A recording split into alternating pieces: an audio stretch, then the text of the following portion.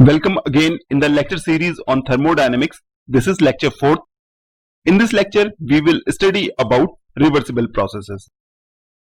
A process is said to be reversible if system follow the same path when process is reversed. Let's consider a system and represent the states on PV diagram. So this is our PV diagram and this is state 1 and this is state 2.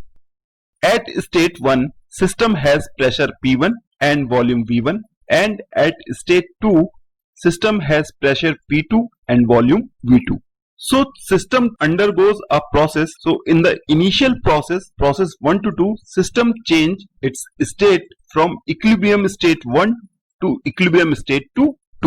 And for this process, system follow this path. It is also understood that if we are defining path, it means process is quasi-static. We have already studied quasi-static process in our previous lecture. So if we are defining path, it means process must be quasi-static. So if we reverse the process, means system change its state from equilibrium state 2 to 1. So if we reverse the process such that system follow the same path, then we can say process is reversible. However, this definition of reversible process is incorrect, or you can say incomplete or partially correct. So what is the complete definition of reversible process?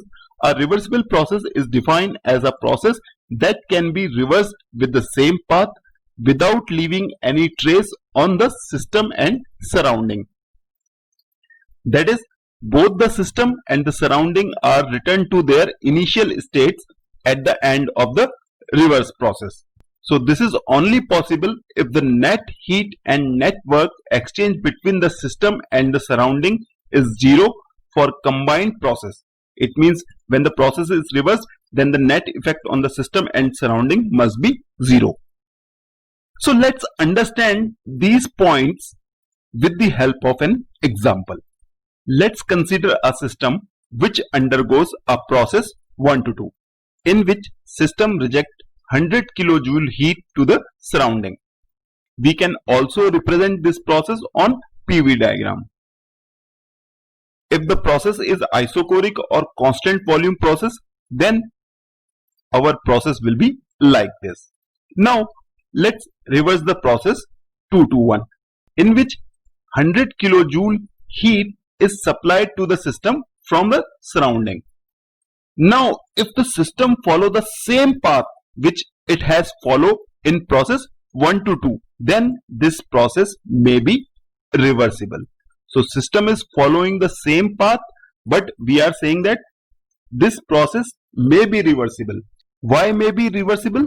Because the another condition is remaining to check, which is net effect on the system and surrounding should be 0. So let's check it.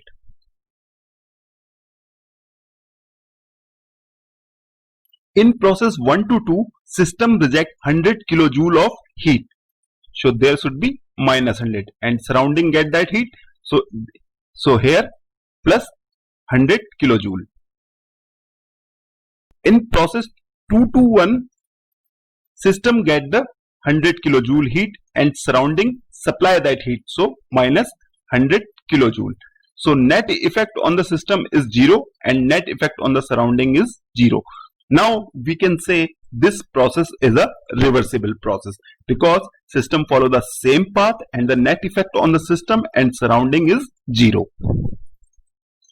So a process said to be a reversible process when system follow the same path when the process is reversed and net effect on the system and surrounding is 0. Then only we can say a process is a reversible process, when these two conditions are satisfied.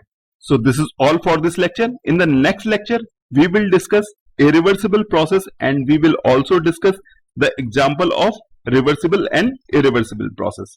Thank you.